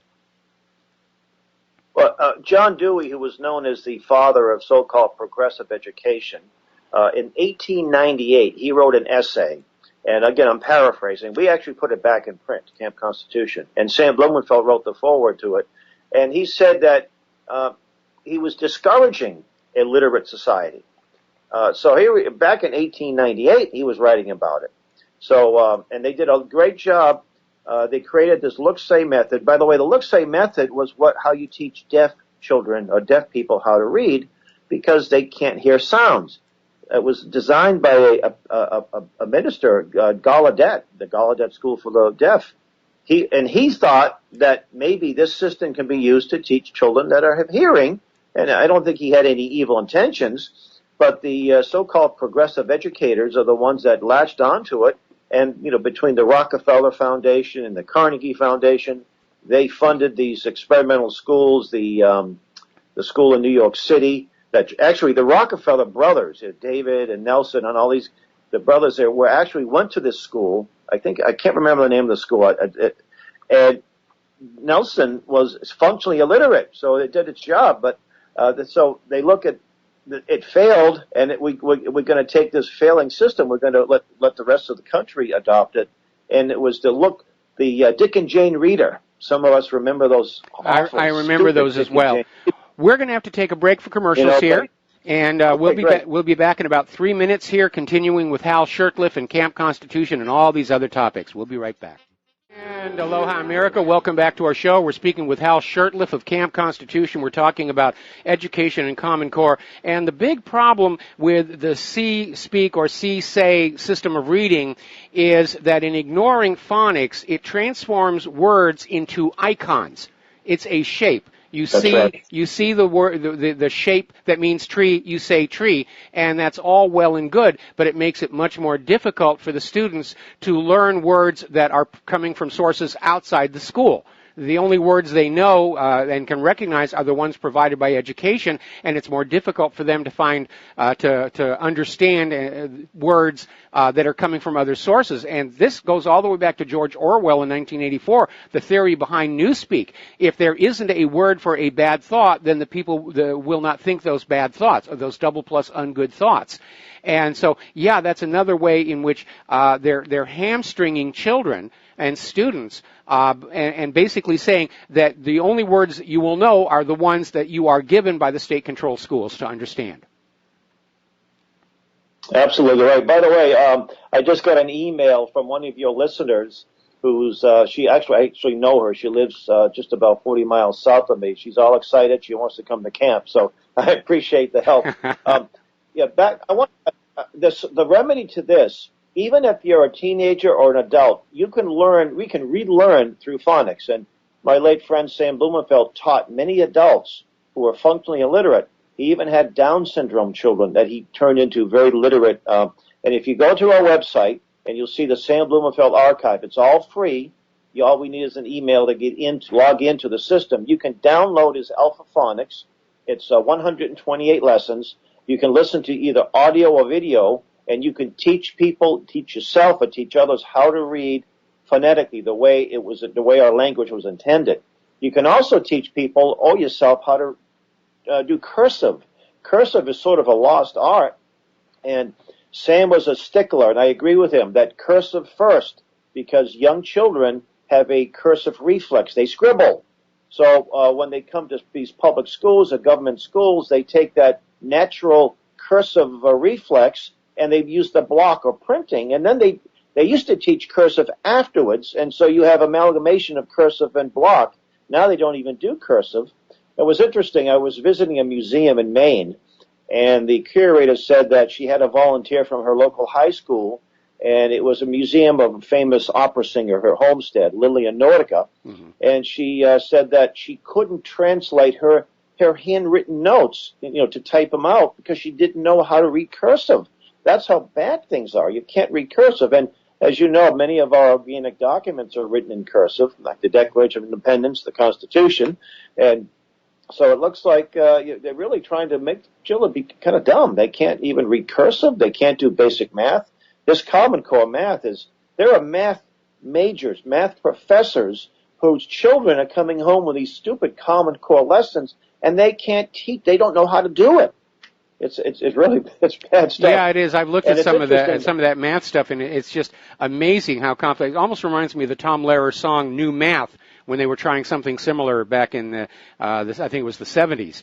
But yeah, the idea is to create a grand illusion that our schools are educating our children without really educating them. And for me, the biggest crime of all is that children are not being taught to think, to analyze, to use logic, to ask questions, most importantly, to self-direct their own education. They're just supposed to sit there and be a receptacle for whatever the state decides they're going to pour into their little brains. they're basically, they're actually a teaching to the test. We will learn enough stuff to pass this dumbed-down test. And that's not what education is supposed to be about. Now, I'm a homeschool dad. My youngest is 13. I have some adult children that have, I love the idea that they want to learn on their own. We have this concept where you have to learn for something for 40 minutes, the bell rings, you go on to the next subject, and the bell rings, you go on to the next subject. There's nothing wrong with doing math for a whole week. Or, hey, I love history. I want to go visit the Noah Webster House. I'll tell you what, I had to be in Connecticut. Let's take a ride down there.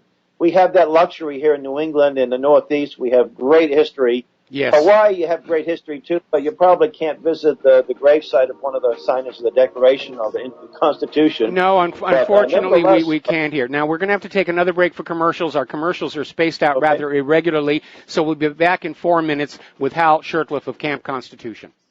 And aloha, America. Welcome back to our show here. And for those of you who want to support Republic Broadcasting, grab your pencil and paper. And I'm going to give you the address again. If you want to send in a donation, it's Republic Broadcasting Network, 2251 Double Creek Drive, number 302, Round Rock, Texas, 78664. And if you want to phone in a donation using a credit card or something, the number is 800-724-2719, extension 03, and of course donations directly to What Really Happened can be done through the website, and they are needed and greatly appreciated as well. So we're talking with Hal Shurtleff of Camp Constitution. We're talking about Common Core and education, the Sam Blumenfield archives, about needing to teach yourself the phonetic way to read in order to understand words that were not given to you by the state-controlled schools. But at this point, we're seeing a government that is just attempting to exert minuscule control over all of our lives, what medicines we can take, what medicines we can't take, what food we have to eat, what foods we're not allowed to eat. They've even come up with a tracking device on medication, where if you have to take your medication, it will send a signal to a little patch which goes to your smartphone so that the government knows you're taking your pills when you're supposed to be taking your pills. It's right out of Brave New World and Aldous Huxley kind of stuff that's going on here. And so it makes sense that, yes, Common Core and the educational system are designed to give the government control over just what our children know and, more importantly, what they do not know. It's interesting you were talking about the awareness of history one has living and growing up in New England, because I certainly did. And I remember when my family moved to Southern California, and I was in school, and I had to take an American history class. And, of course, I knew all the answers, and I was just stunned that all of these kids around me didn't have a clue about the early history of the United States and the Revolution and the Constitution and the Declaration of Independence. And it was a real shock for me. Well, we're just one generation away from losing our history. And there's a lot of folks, Mr. Mark Dice is one of the ones that come to mind. He's in Southern California, and he does these little questionnaires out on the beach. You know, who do we fight in World War II? And he's asking not just illiterate people, but people with college degrees. They don't have an idea. They have no clue. Of course, you would hope that people in Hawaii, when they look at Pearl Harbor, at least have a notion that we may have fought the Japanese in World War II. But a lot of folks don't even have that notion or that understanding.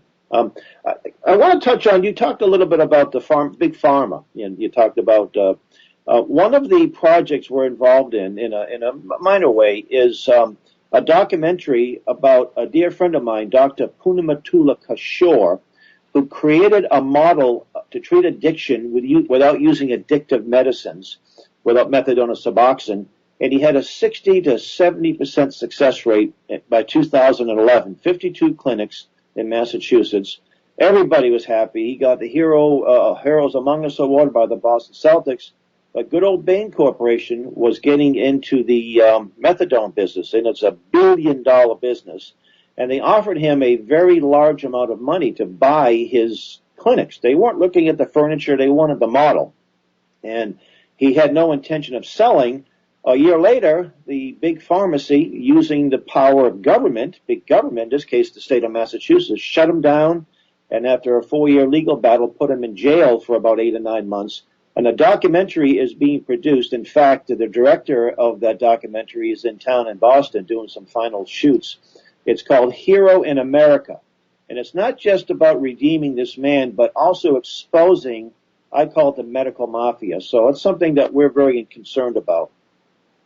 Well, there's definitely room to be concerned about. We've talked about it a lot here, how Richard Nixon, when he signed the Home Health Maintenance Organization Act, basically turned medicine and medical care from a service that had safeguards against excessive profiteering into just another money-making operation. And since then, of course, prices have gone up. America has the most expensive medical care in the world, but it's ranked something like 33rd, 34th. There have been years where Cuba's medical care is considered a better quality than that in the United States. But it's just another way of making money, and I call it the medical industrial complex, along with the military industrial complex or the security industrial complex, and it's just these large aggregates of money and business that are warping our society away from a balanced approach to what is good for the nation and its people as a whole, into simply everything is just another money-making opportunity, even if it's causing harm. And one of the worst abuses there, of course, is this idea of mandatory vaccinations, even when they admit that the way they're manufacturing the flu vaccine means it's not really going to work, but they're still out there saying your kid can't go to school unless you get the vaccines. We're hearing all these horror stories of children who are just permanently harmed when doctors will pour like 8 vaccines at once into the same syringe and just shoot up the kid because they're getting financial incentives from the pharmaceutical industries to do that. And it really is out of control. I think the autistic rate, you may have the stats better at your fingertips, but about 20 or 30 years ago, it was 1 out of every 10,000. Now it's 1 out of every 80, and it's almost directly linked to the vaccines. Then of course, you go to a public school and there's a big sign that says drug-free zone. You go in there and the young boys are acting up a little bit because they're not being challenged intellectually. It's not the curriculum that's the problem. It's the children. They have this thing called ADD, something that they just manufactured 20 or 30 years ago to placate the drug companies, and they give them these psychotropic drugs.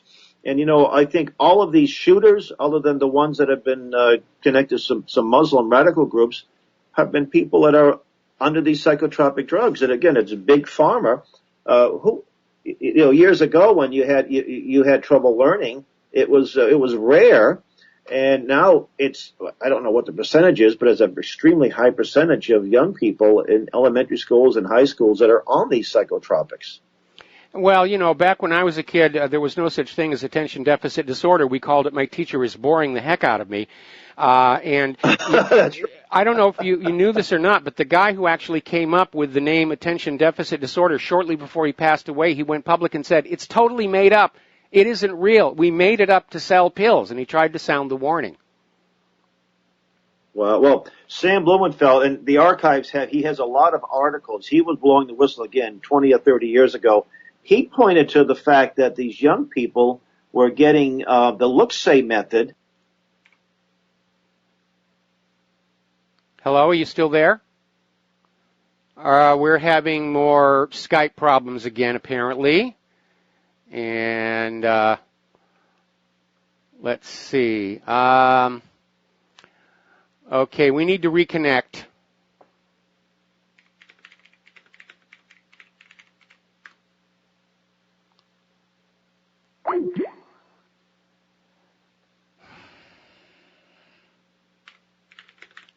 Boy, this is really getting ridiculous.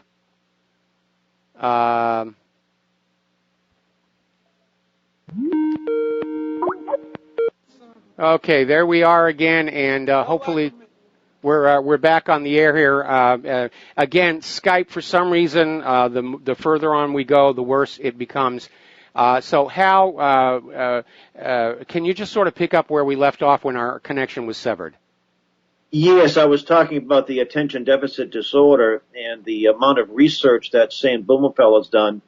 And he pointed out we can look at a diet that maybe have something to do with it, but also the method of reteaching, look-say method, and also that these classrooms are places of confusion. And I remember, I'm 58. I'm not too old, but I'm older than a lot of folks listening to this show. I don't remember a lot of distractions in the classroom. We may have had a picture of George Washington on the wall and a chalkboard. There weren't all kinds of things hanging from the ceiling. We didn't have this collective learning where we sat around in little circles together. We kind of learned individually. I still remember the desk bolted to the floor. So you had the teacher's undivided attention, and you had a book in front of you, and the teacher explained it, and it seemed to work for most people. And they started changing these things, and you see some of these classrooms today. It's just to go in there. It's your senses are assaulted. Yes, and no wonder these young children are shutting down. I'd shut down. You know? Well, that's why when you go to a library, they say, shh, quiet. People they have to concentrate. Learning requires a little concentration, and that's not found in many classroom situations today. No, it isn't. They are very confusing to be in. But again, it does seem like children are being deprived of a way of thinking about what's going on. And one of my favorite, or shall we say pet peeves, is the way history is taught, which is name, place, date, name, place, date, name, place, date. In 1492, Columbus sailed the ocean blue. And you walk out of the classroom thinking you understand history because you know about Columbus crossing the Atlantic, 1492. What you're missing is the connections about why he did it, how he got cheated by the Spanish crown, because history is not just these isolated events. It is this ongoing dance of cause and effect. And in not teaching children to see that cause and effect behind events in history, they are intentionally being blinded to see the cause and effect behind events in the current world. What's going on around them, why we're being driven to war with Russia, China, North Korea, Iran, and everybody else. And they can't see it. Yeah, go ahead. That's right. Not only that, but they're told that they don't like history. It's boring. I don't want to just memorize a bunch of dates. Let me get on to something else. So history is so important. Who was it, George Santayana, that said those who forget history are condemned to repeat it? And the idea is to cut people away. That's what's behind these destruction of monuments. Here in Boston, to give an example, the Daughters of the Confederacy put, with the permission of the state of Massachusetts, put a monument, it was just a piece of granite that commemorated the 19 or so men who died in a prison in George's Island in Boston Harbor, which I'm sure you're familiar with. Yes. It's been there since the early 1960s. It didn't say we should bring back slavery, the South will rise again. It simply listed the men who died there, whether you agree with their cause or not. The fact is these men were treated pretty badly. A lot of these Union camps were pretty miserable places, and a lot of people died. That's something you don't teach in these history books. And someone discovered it just recently. It's been there since 1963. I remember seeing it. No big deal. All of a sudden, they had to put plywood over it. We can't have anyone look at this. What will happen if they actually see this? And they removed it. And I'm actually trying to get it. If you're going to store it in some warehouse forever, you're trying to deny history.